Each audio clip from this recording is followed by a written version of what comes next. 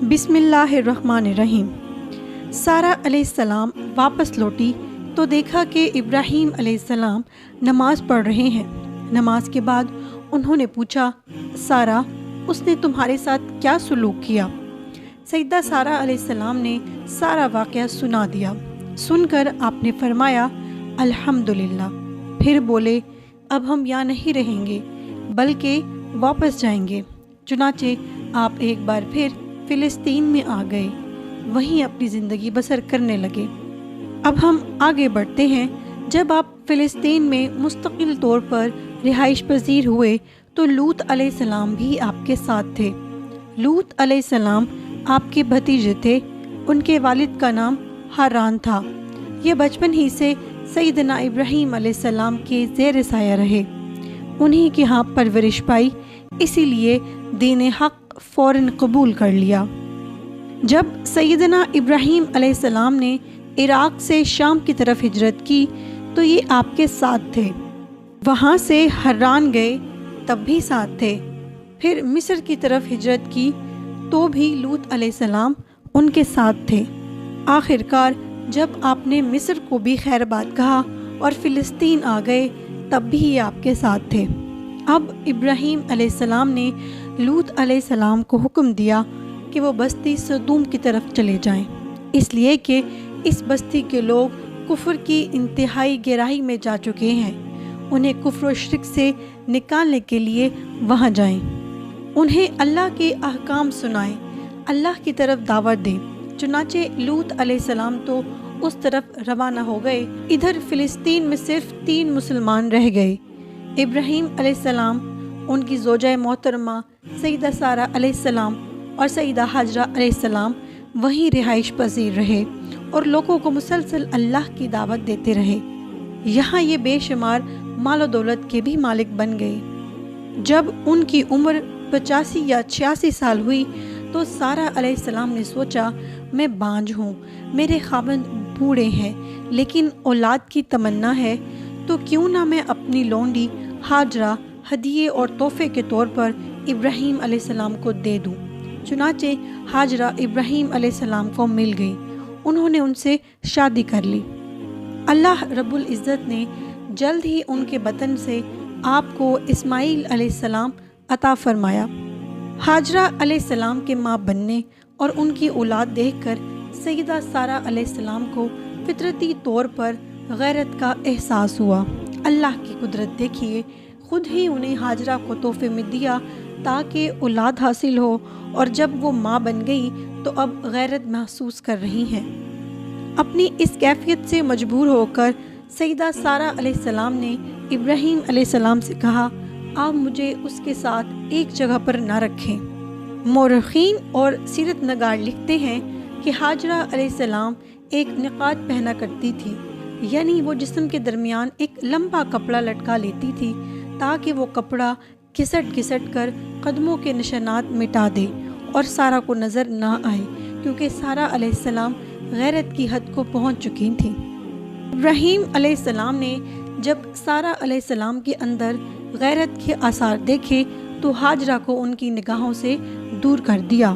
ادھر اللہ کا حکم بھی نازل ہو گیا کہ اپنی بیوی حاجرہ اور دودھ پیتے بچے اسماعیل کو ساتھ لیں اور مکہ کی طرف رخ کر لیں۔ ابراہیم علیہ السلام مکہ کی طرف روانہ ہوئے، یہاں تک کہ وہ مکہ پہنچ گئے۔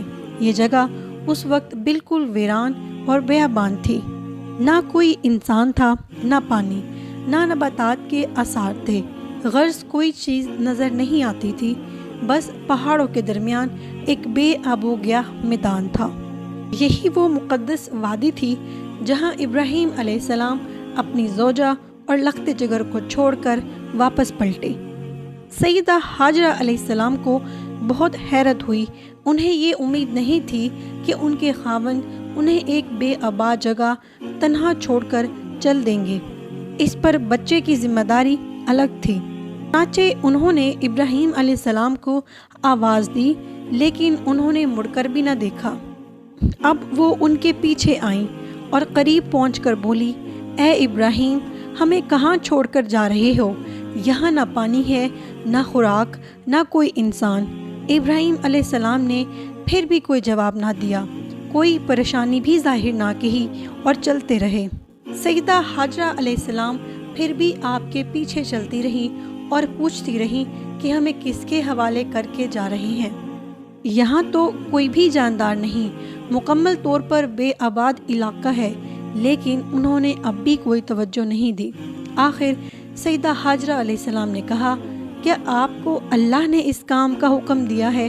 اب آپ نے جواب میں کہا، ہاں۔ تب سیدہ حاجرہ علیہ السلام بولی کہ اگر یہ بات ہے تو اللہ تعالیٰ ہرگز ہمیں ضائع نہیں ہونے دے گا۔ جب انسان اللہ کے احکام کو بجا لائے تو اس کے دل سے فقر و فاقہ کا خوف نکل جاتا ہے اور اللہ اسے طرح طرح کے انعامات سے نوازتا ہے۔ انسان جب تک اللہ کے احکام کو بجا لاتا ہے تب تک اللہ کی نصرت اور اس کی تائید شامل حال رہتی ہے۔ چنانچہ جو ہی حاجرہ علیہ السلام کو پتہ چلا کہ ان کو تنہا چھوڑ جانا اللہ کے حکم کی بنا پر ہے تو فوراً یقین بھرے لہجے میں بولی، تب اللہ ہمیں ضائع نہیں کرے گا۔ یہ کہہ کر وہ اپنے شیرخوار بچے کی طرف پلٹ گئی۔ خوراک اور پانی چند دن میں ختم ہو گئے، پانی کا ایک قطرہ باقی نہ بچا۔ اب پانی کی تلاش شروع کی، لیکن اپنے لیے تو درکنار معصوم بیٹے کے لیے بھی پانی نہ ملا، نہ خوراک۔ اب بچہ لگا بھوک سے بلکنے، خوراک نہ ملنے کی وجہ سے ماں کا دودھ بھی خشک ہو گیا تھا۔ عورت کتنی ہی باحوصلہ کیوں نہ ہو، اپنے بچے کو بھوک سے بلکتا نہیں دیکھ سکتی۔ اب انہوں نے اپنے بچے کو وہیں چھوڑا اور تیزی سے قریبی پہاڑی صفا کی طرف لپ کی۔ اوپر چڑھ کر ادھر ادھر نظر دوڑائی کہ شاید کسی طرف پانی یا خوراک نظر آ جائے یا کسی انسان کی جھلک نظر آ جائے۔ جب کچھ نظر نہ آیا تو نشیب کی طرف چلی گئی، ساتھ میں بچے کی طرف بھی دیکھتی جاتی تھی۔ پھر نشیب میں پہنچی تو بچہ نظروں سے اوجھل ہو گیا، اس پر اور بے چین ہوئی اور بلندی کی طرف دوڑی۔ اس طرح مروہ پہاڑی پر چڑھ گئی، وہاں بھی چاروں طرف نظر دوڑائی لیکن کچھ نظر نہ آیا۔ خیال آیا کہ پھر کوشش کرنی چاہیے۔ اس خیال سے مروہ پہاڑی سے اتری اور صفا کی طرف چل پڑی۔ درمیان میں نشیب کی وجہ سے بچہ نظر نہ آیا، دوڑنے لگی۔ اس طرح پھر صفا پر چڑھ گئی۔ اللہ اکبر! ایک تو عورت ذات کمزور، پھر بھوک پیاس سے نڈھال، اس پر کس قدر صحیح اور کوشش پہ کوشش میں مصروف، وہ بھی اپنے بچے کے لیے۔ بہرحال بار بار کوشش کے خیال سے انہوں نے صفا اور مروہ پہاڑیوں کے درمیان 7 چکر لگائے۔ یہی وجہ ہے کہ مسلمان عازمین حج صفا اور مروہ کے درمیان سعی کرتے ہیں تاکہ اس واقعے کی یاد تازہ ہو جائے۔ جب وہ آخری مرتبہ مروہ پر پہنچی تو انہوں نے ایک آواز سنی۔ یہ آواز اسماعیل علیہ السلام کے قریب سے آئی تھی۔ انہوں نے توجہ سے آواز کو سننے کی کوشش کی اور جلدی سے اسماعیل علیہ السلام کے قریب پہنچی۔ کیا دیکھتی ہیں کہ اسماعیل علیہ السلام کے قدموں کے نیچے سے پانی پھوٹ رہا ہے، کیونکہ جبرائیل علیہ السلام کو اللہ نے اس صابرہ خاتون کی مدد کے لیے بھیجا تھا۔ انہوں نے زمزم نامی جگہ پر اپنا پر مارا تو فوراً اسماعیل علیہ السلام کے قدموں سے ایک عظیم چشمہ رحمت نمودار ہوا۔ مستقبل کے پیغمبر کے قدموں کے نیچے سے اللہ نے جبرائیل فرشتے کے ذریعے سے زمین پھاڑ کر پانی نکال دیا۔ یہی آب زمزم کا آغاز تھا۔ حاجرہ علیہ السلام پانی کو آنکھیں پھاڑ پھاڑ کر حیرت سے دیکھ رہی تھی۔ ان کی خوشی کی انتہا نہ رہی جب انہوں نے دیکھا کہ پانی پھوٹ پھوٹ کر چاروں طرف بہہ رہا ہے۔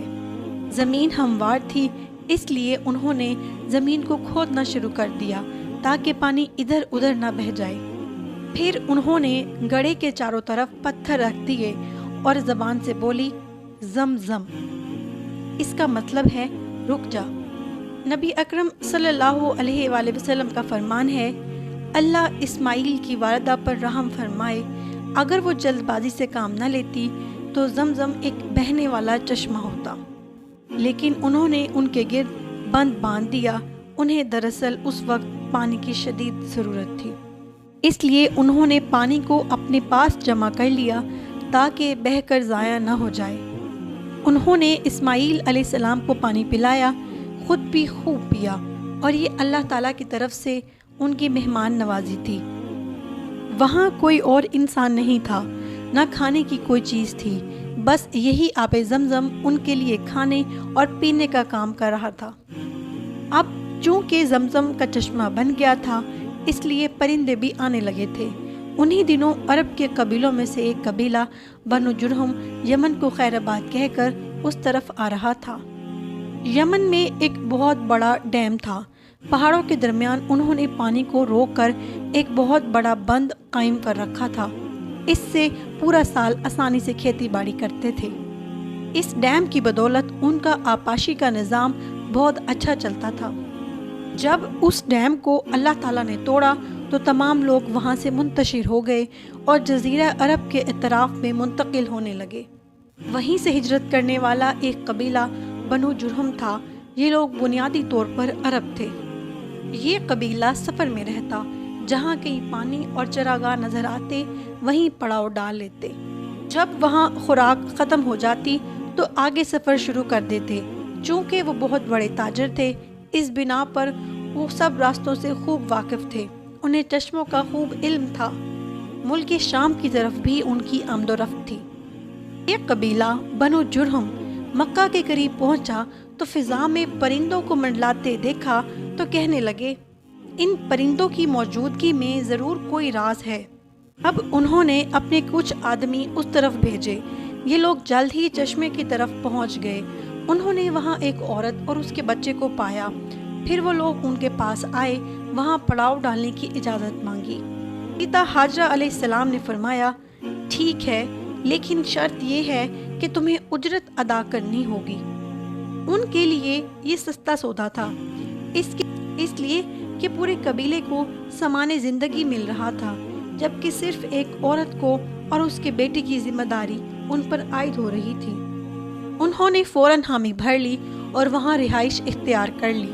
اس طرح یہ لوگ سیدہ حاجرہ علیہ السلام کی معیشت کا ذریعہ بن گئے، اور اس طرح سیدنا اسماعیل علیہ السلام بنو جرہم میں پرورش پاتے رہے۔ انہوں نے ان لوگوں سے عربی سیکھ لی اور ان سے بھی زیادہ عربی دان بن گئے۔